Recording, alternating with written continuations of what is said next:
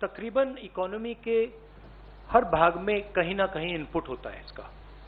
तो जब डीजल और पेट्रोल के दाम बढ़ते हैं, एक तो डायरेक्ट चोट लगती है और एक इनडायरेक्ट चोट लगती है। डायरेक्ट चोट लगती है जो गाड़ी में, स्कूटर में, ट्रक में डीजल पेट्रोल डालता है, उसको डायरेक्ट जेब में चोट लगती है। और इनडायरेक्ट जो लगती है, जब डीजल का, पेट्रोल का दाम बढ़ता है तो ट्रांसपोर्ट कॉस्ट बढ़ती हैं। ट्रांसपोर्ट कॉस्ट बढ़ती हैं तो सब चीज के दाम बढ़ते हैं।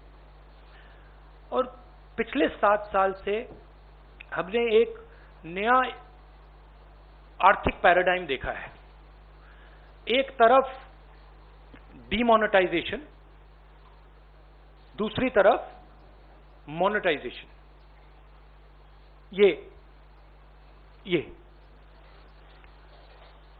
एक तरफ डीमोनेटाइजेशन, दूसरी तरफ मोनेटाइजेशन।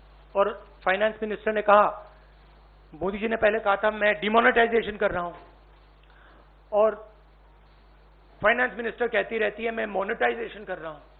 तो जनता ये पूछ रही है कि मोनेटाइजेशन किसका, डीमोनेटाइजेशन किसका?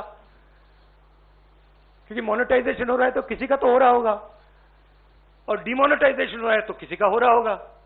तो मैंने ये आपके लिए, मोदी जी के लिए बहुत अच्छी तरह लिखा है। देखिए, डीमोनेटाइजेशन किसका हो रहा है? किसानों का हो रहा है, मजदूरों का हो रहा है, जो छोटे दुकानदार हैं, मिडिल साइज बिजनेस वाले हैं, स्मॉल बिजनेस वाले हैं, उनका हो रहा है, एमएसएमईज का हो रहा है, सैलरीड क्लास, सरकार के जो एम्प्लॉइज हैं उनका हो रहा है, और जो ईमानदार इंडस्ट्रियलिस्ट हैं उनका हो रहा है। अब मोनेटाइजेशन किसका हो रहा है? 4-5 नरेंद्र मोदी जी के जो मित्र हैं, उनको आप 4-5 कह दीजिए, उनको आप हम दो हमारे दो कह दीजिए, जो आप कहना चाहते हैं कह दीजिए। तो ये इकोनॉमिक ट्रांसफर हो रहा है। और बड़ी इंटरेस्टिंग बात निकली है।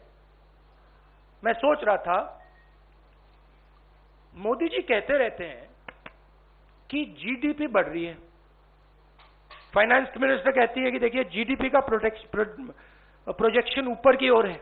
मैं समझ नहीं रहा हूं भाई, जीडीपी एक तरफ दौड़ रही है और फाइनेंस मिनिस्टर, प्रधानमंत्री कहते हैं जीडीपी बढ़ रही है।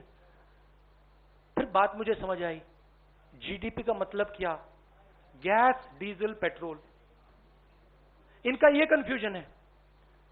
और मैं अब आपको गैस, डीजल, पेट्रोल के दाम और जीडीपी किस प्रकार से बढ़ रही है वो तो आज थोड़ा डायरेक्ट बताना चाहता हूं।